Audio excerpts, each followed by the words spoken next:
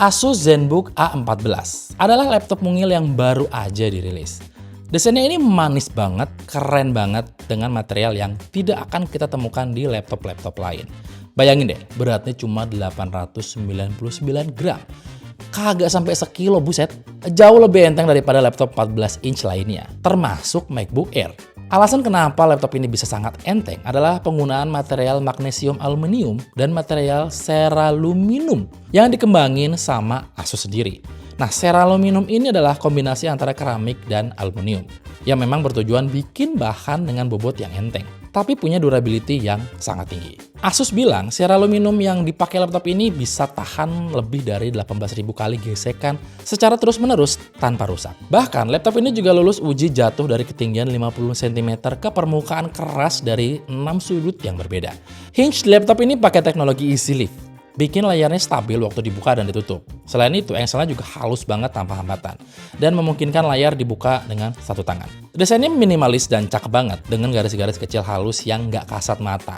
Dan tulisan Asus ZenBook yang nggak terlalu mencolok di bagian depannya. Laptop ini punya layar 14 inch beresolusi Full HD berjenis IPS Nano Edge. Layar ini punya aspek rasio 16:10 yang artinya lebih tinggi daripada aspek rasio 16:9 biasa. Refresh rate-nya 60 Hz, standar buat kebanyakan laptop sekelas ini ya. Tapi beberapa orang mungkin lebih suka refresh rate yang lebih tinggi, biar scrolling dan animasinya itu lebih smooth gitu. Terus untuk laptop di atas 10 juta, tapi masih dikasih layar IPS 60 Hz tuh kayak gimana gitu. Lanjut ke keyboard. Laptop ini punya keyboard yang enak dipakai ya. Tombolnya nggak dempet-dempetan gitu. Dan punya key travel distance 1,3 mm. Keycaps-nya kayak dilapisin material khusus gitu loh, biar nggak gampang kotor ya. Karena pas saya raba, ini tuh smooth banget. Cenderung licin sih memang. Tapi ngasih feel nyaman waktu ngetik gitu.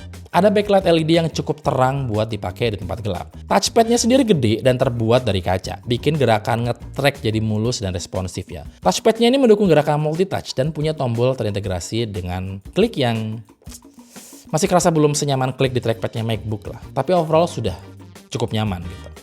Untuk konektivitas, laptop ini punya beberapa port yang lumayan lengkap untuk sebuah laptop kecil.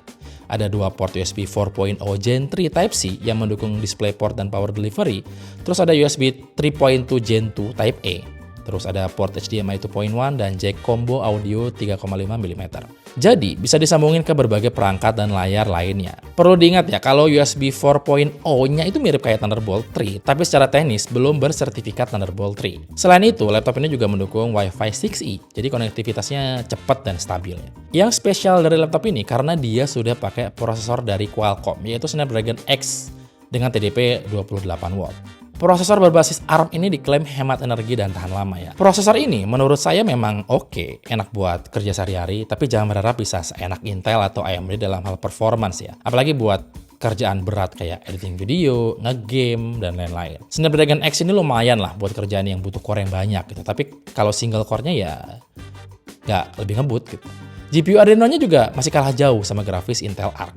Nggak cuma itu, Windows on ARM-nya juga kadang suka bermasalah sama aplikasi x86. Walaupun emulasinya udah mendingan, beberapa aplikasi masih suka nggak jalan mulus atau malah sama sekali nggak jalan gitu loh.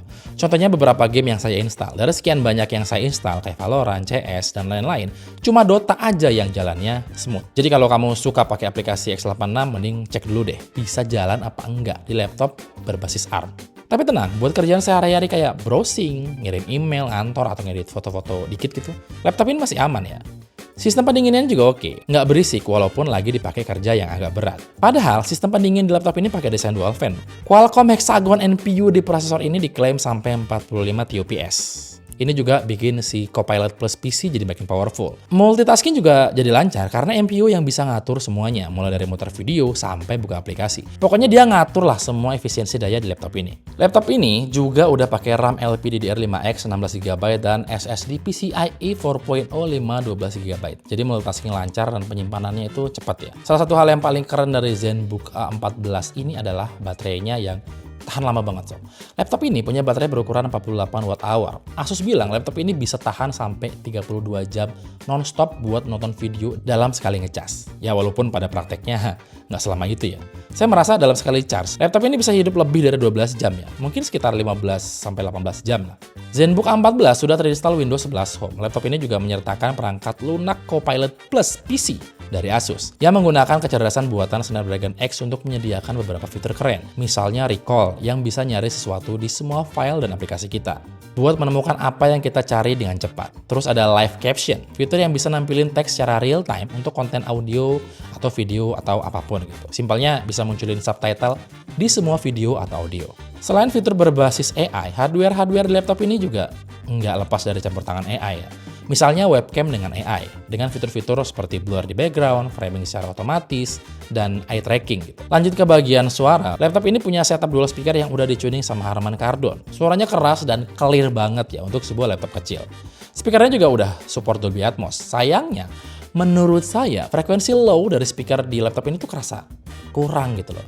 Jadi saya masih ngerasa impact bass-nya itu masih nggak begitu kerasa gitu. Soal audio, Asus benar-benar memanfaatkan sumber daya dari Qualcomm ya. Mereka juga pakai teknologi Snapdragon Sound yang punya beberapa enhancement di sektor audio. Mulai dari suara high-res 24 bit 192 kHz, audio yang low latency sampai noise cancelling. Kesimpulannya, Asus ZenBook A14 UX3407QA ini adalah laptop imut dengan fitur yang maut. Desainnya ringan, layarnya cerah, dan baterainya juga tahan lama banget, bikin dia jadi pilihan yang ideal bagi kalian yang doyan ngayap alias pergi-pergi. Walaupun secara performa laptop ini bukan didesain untuk penggunaan berat, tapi untuk penggunaan casual, laptop ini bisa banget diandalin ya. Untuk durability, laptop Asus mah enak karena bisa dipastikan punya sertifikasi MIL STD 810H, yang artinya udah kuat banget buat dibanting-banting. Durable banget lah pokoknya. Ya walaupun saya nggak coba buat ngebanting ya. Secara minjem laptopnya. Kalau rusak saya suruh ganti. Ya kayaknya nggak rusak sih. Ya takut lah pokoknya. Tapi ada hal yang harus kalian tahu ya mengenai trade-off dari terciptanya sebuah laptop yang super kecil dan super enteng ini. Pertama adalah prosesor Snapdragon X. Walaupun efisien, mungkin nggak se-powerful beberapa alternatif lain kayak Intel atau AMD. Dan refresh rate layar 60Hz yang juga kerasa cukup biasa aja untuk laptop di atas 10 juta ini. Terus menurut saya, suara speakernya juga kayak kurang powerful aja gitu. Walaupun sepertinya sulit ya. Mengingat terbatasnya space di laptop kecil ini untuk masukin speaker dengan spesifikasi yang lebih tinggi dari ini. Secara keseluruhan, laptop ini adalah laptop Windows imut dan mungil yang sangat saya rekomendasikan buat kalian yang memang butuh laptop yang nyaman banget buat dibawa kemana-mana gitu. Beratnya yang nggak nyampe sekilo, beneran bikin kita itu nggak berasa kayak bawa laptop gitu. Gimana menurut kalian? Tulis pendapat kalian di kolom komentar di bawah. Yaudah, segitu aja video singkat saya soal laptop ini. Klik tombol like kalau kalian suka dengan video ini. Dan kita akan ketemu lagi di video berikutnya. Irfan pamit dan adios.